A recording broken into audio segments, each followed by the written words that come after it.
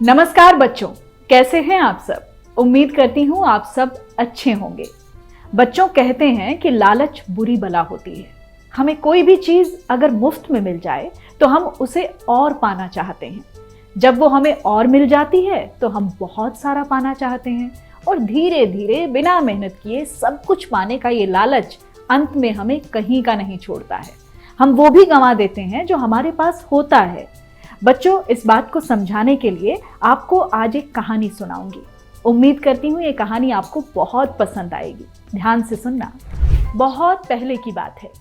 पीतल नगर नाम के कस्बे में मनोज नाम का एक किसान रहता था। वो गांव के एक जमींदार के खेत पर काम करके किसी तरह अपना घर चला रहा था। ऐसी बात नहीं है कि मनोज के पास जमीन नहीं थी। मनोज के पास पहले अपने खुद के खेत थे जिन पर वो खेती करता था, लेकिन उसके पिता के बीमार होने के कारण उसे अपने सारे खेत बेचने पड़े। इसके बाद मजदूरी करने के अलावा उसके पास कोई रास्ता नहीं था। मजदूरी में मिलने वाले पैसों से वो पिता का इलाज करवाता था और घर का खर्च चलाता था। धीरे धीरे घर का खर्चा चलाना उसके लिए मुश्किल होता जा रहा था। वो हर दिन सोचता था कि कैसे घर की स्थिति को बेहतर किया जाए। एक दिन की बात है, मनोज सुबह सुबह जमींदार के खेत पर काम करने के लिए निकला। वो खेत में खुदाई कर रहा था। खुदाई करते समय उसकी कुदाल किसी धातु से टकराई और बहुत जोर से आवाज आई। मनोज ने सोचा कि आखिर जमीन में ऐसा क्या है जिससे टकराने से इतनी जोर से आवाज आई। उसने खुदाई तेज कर दी। काफी देर खोदने के बाद वहां से एक बड़ा सा पतीला निकला। पतीला देखकर मनोज दुखी हो गया। मनोज सोचने लगा कि काश जमीन से कोई हीरे जेवरात निकल जाते और वो अपने घर की हालत सुधार पाता।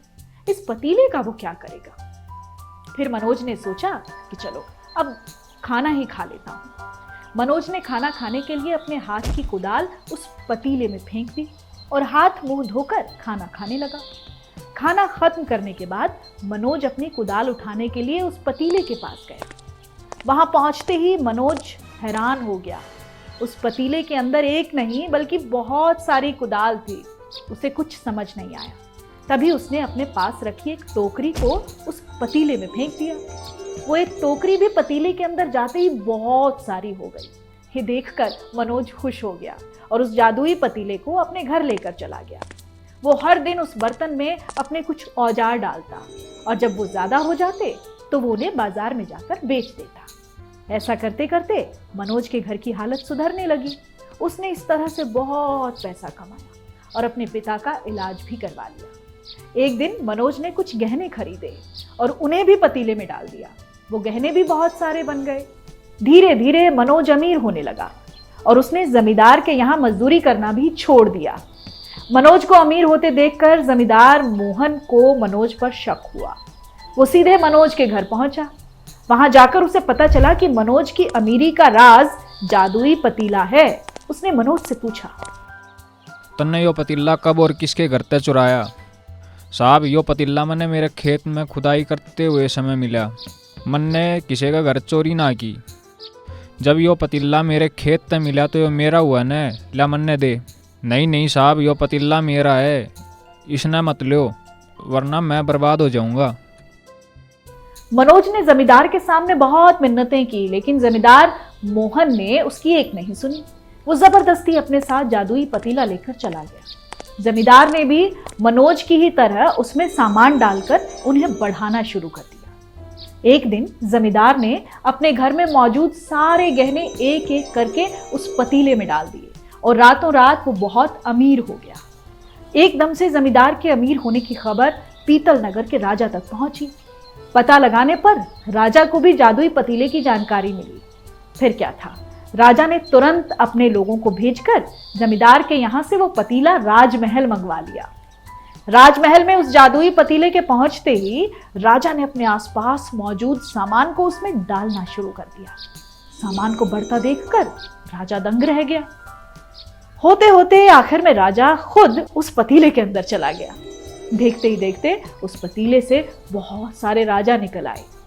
पतीले से निकला हर राजा बोलता, मैं पीतल नगर का असली राजा हूं, तुम्हें तो इस जादुई पतीले ने बनाया है। ऐसा होते होते सारे राजा आपस में लड़ने लगे और लड़कर मर गए। लड़ाई के दौरान वो जादुई पतीला भी टूट गया। जादुई पतीले के कारण राजमहल में हुई इस भयानक लड़ाई के बारे में नगर में सबको पता चल गया। इस बात की जानकारी मिलते ही मजदूर मनोज और जमींदार मोहन ने सोचा, अच्छा हुआ कि हमने उस जादुई पतीले का इस्तेमाल सही से किया। उस राजा ने मूर्खता की और अंत में अपनी जान गंवा दी। तो बच्चों, कैसी लगी आपको ये कहानी? थी ना मजेदार? जादुई पतीले की ये कहानी हमें सिखाती है कि मूर्खता का अंत बुरा होता है और हमें लालच नहीं करना चाहिए।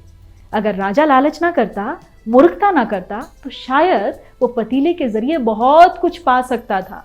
राजा ने न केवल सब कुछ गंवा दिया बल्कि अपनी जान से भी हाथ धो बैठा।